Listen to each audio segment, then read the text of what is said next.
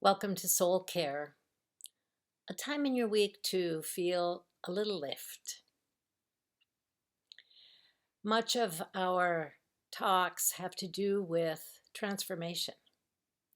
Transformation from darkness into light, from sorrow into joy, and from death into life. I think it's really the purpose of a gathered community of faith to bring about a sense of hope in people's lives, that there can be change, especially when people are not feeling well, when they are hurting and in need of healing. Think of a time when you were hurting and you needed healing in your life. Think of a circumstance. Maybe it was after the death of a loved one, or maybe it was after divorce, or after a diagnosis of a debilitating illness or injury when you just felt hopeless. Or maybe just a time when you were down and depressed and you might not have even had a good reason for it, but you just didn't feel any joy for living. When you think about those times, maybe one time that comes to mind, what was it that brought you out of it? What was it that gave you hope? What amounted to that transformation that allowed you to move on in your life? I remember a time when I was at an event. I think I'd been introduced as a pastor, but I wasn't on the program. And then afterwards, there was a reception.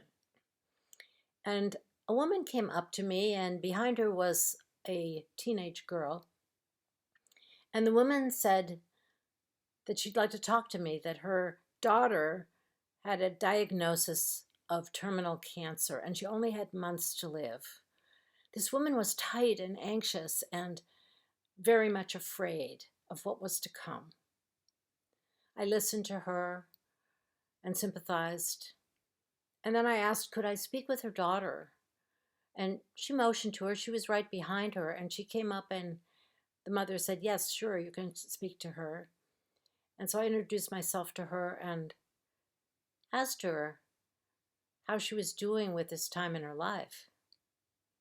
And she said, well, she was sick a lot and she had to go for treatments, but she had friends. And it was great to be with her friends. And I asked her, well, what is it that's hard? Is there anything that's hard? And she said, well, I don't know. And I said, what do you think you can do to make the best of this time? And she kind of looked at me like she didn't know what to say. And there was a pause. And I said, I think you are making the best of this time. You're talking about your cancer and you're seeing your friends and you're enjoying the time you have. And my hope for you is that you will live fully every day you have to live. And I smiled and she smiled back. She was radiant. And her mother had tears running down her cheeks. But then she smiled too. And then someone came up to them and took them away into another conversation. And that was the end. And I've never seen them since. I've often thought about that moment. And it reminds me of the story in Mark where a father comes to Jesus asking for help for his daughter. He is desperate and afraid of her dying. It says in the Gospel of Mark, when Jesus had crossed again in the boat to the other side, a great crowd gathered around him, and he was by the sea. Then one of the leaders of the synagogue named Jairus came, and when he saw him, fell at his feet and begged him repeatedly, my little daughter is at the point of death. Come and lay your hands on her so that she may be made well and live. So he went to him, and a large crowd followed him and pressed in on him. Then Jesus is interrupted by another story within a story, the story of the hemorrhaging woman in the crowd. And then at the end of that story, the first story picks up again. Jesus said to the father, the leader of the synagogue, "Do not fear, only believe." He allowed no one to follow him except Peter, James, and John, the brother of James. When they came to the house of the leader of the synagogue, he saw a commotion, people weeping and wailing loudly. When he had entered, he said to them, "Why do you make a commotion and weep? The child is not dead, but sleeping." They laughed at him. Then he put them all outside and took the child's father and mother and those who were with him and went in where the child was. He took her by the hand and said to her, "Talitha cum," which means, "Little girl, get up." And immediately the girl got up and began to walk about. She was 12 years old. At this, they were overcome with amazement. He strictly ordered them not to tell anyone and told them to give her something to eat. I love that last line. Go on living. Jesus said the words, did you notice? He said, "Do not fear, only believe." Well, in this healing story, Jesus did heal the girl and she lived. That's how the story writer tells it, at least. Most of us don't see miracles like that happen in our life circumstances. The girl I talked to at that event that I spoke of needed a different kind of miracle. For her and for her mother, they needed to see that they did not need to be afraid to live. They needed to live, not just wait to die. They needed to make the most of the time they had.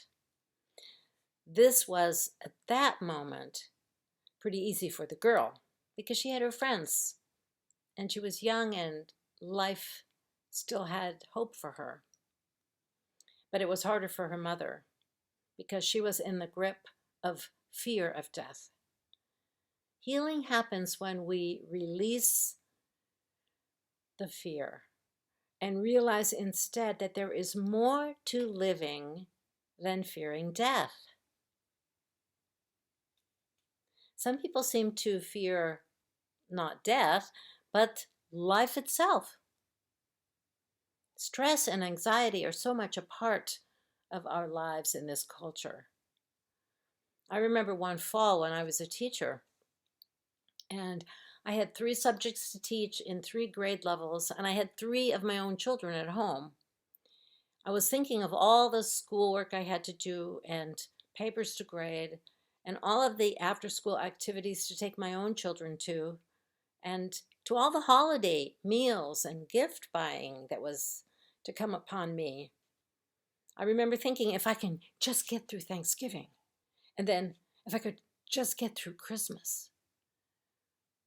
I was thinking, if I can just get through life. And then I realized I wasn't living. This was supposed to be a happy time. And it was, really, but not all the time. Sometimes it was very stressful. Sometimes, we forget that there are others to help us. We forget that there are strategies to put in place that change is possible. One of the sweetest moments in Scripture for me is at the end of the Gospel of John, when Jesus speaks from the cross to his mother and his friend. It says, standing near the cross of Jesus were his mother and his mother's sister, Mary, the wife of Clopas, and Mary Magdalene. When Jesus saw his mother and the disciple whom he loved standing beside her, he said to his mother, "Woman, here is your son." And then he said to the disciple, "Here is your mother." And from that hour, the disciple took Jesus' mother into his own home. In this scene, Jesus helped people he loved to go on living. They didn't need to fear living, for they had each other. Jesus saw to that. Sometimes just talking to someone about our fears and stresses can help us feel enough relief that the burden is then shared. Sometimes you can ask for help. Sometimes you can come to know that you do need to give up something. Maybe you need to change a job or reduce your responsibilities or take a break. Get some assistance. The idea is you don't have to live with fear. That fear can find some kind of release. Another situation in need of healing is loneliness, the feeling of being set apart. We are hearing all the stories of our history this year. Many stories have informed us of the violence and prejudice against people of color over the years of our American history.